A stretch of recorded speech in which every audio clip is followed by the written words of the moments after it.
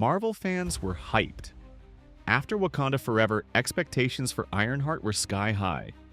People wanted to see Riri Williams step into her own spotlight, but what they got instead, a series so tone-deaf, so directionless, it's being dragged across the internet as one of the MCU's biggest flops. And it didn't take long for the cracks to show. Ironheart dropped on Disney Plus and was met with immediate backlash. Fans expected brilliance, a young genius stepping into Iron Man's shoes. Instead, they got a chaotic blend of poor storytelling, cringy lines, and a main character who feels more like a checkbox than a hero. Let's start with the plot, or the lack of one. Riri gets kicked out of MIT, joins a gang for cash, and somehow becomes the centerpiece of a Marvel show. The villain? A guy in a red hoodie with magic powers who still somehow needs backup. The action sequences are flat, the VFX look rushed, and any potential emotional arcs are buried beneath clumsy writing and preachy messaging. And this isn't just about representation. No one's mad about a diverse cast. What fans are furious about is lazy execution disguised as progress. Ironheart feels less like a Marvel series and more like a corporate DEI campaign wrapped in CGI. Real representation means depth. What we got was a lifeless checklist. Now let's talk about Dominique Thorne. Instead of elevating the role, she's doubling down on social media, dismissing fans' concerns as ignorance or hate. But calling critics sexist or racist doesn't fix weak writing.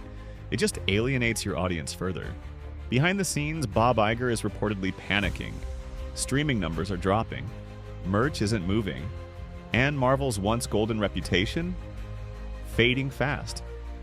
Yet Disney's official stance is that Ironheart is a massive success. Sure. And the Titanic was just a surprise swimming lesson. According to Disney, diversity and inclusion now trump storytelling. That's not a paraphrase, that's straight from Bob's press statements. But when the message outweighs the movie, what you get is exactly this. Audiences tuning out, not because they don't care about representation, but because they care about story. The wild part? Even LGBTQ fans are speaking out, saying it's not the diversity that's the problem, it's how cheap, forced, and hollow it feels. When your own target audience says, "This ain't it," maybe it's time to listen.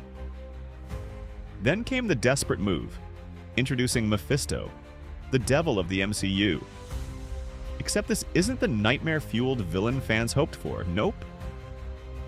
This version feels sanitized, neutered, and shoved into a story that doesn't match his tone. Just like how the Acolyte teased a huge reveal and delivered nothing, Marvel repeats the cycle. Big name, zero payoff, and here's where things go from bad to worse.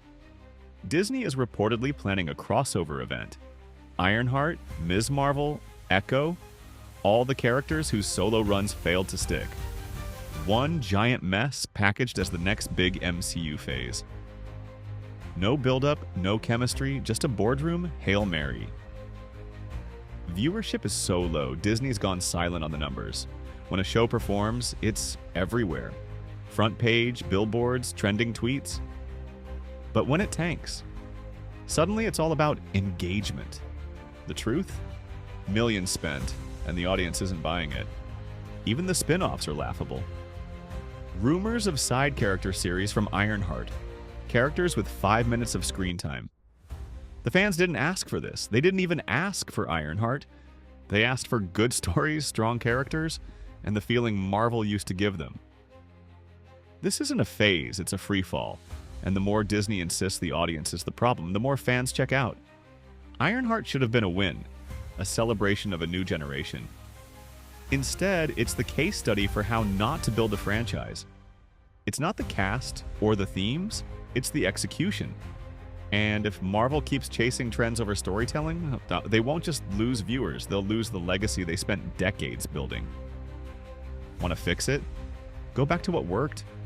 Earn the hype. Earn the loyalty. Stop lecturing your audience and start entertaining them again. Because if Ironheart is the future of Marvel, the MCU isn't evolving, it's eroding. And fans, they've had enough. But here's the thing, audiences still want to believe.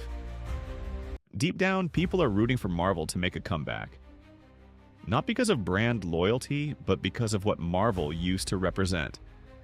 Bold storytelling, emotional stakes, and characters who mattered. If the studio remembers its roots, real heroes, real arcs, real payoff, there's still a path forward.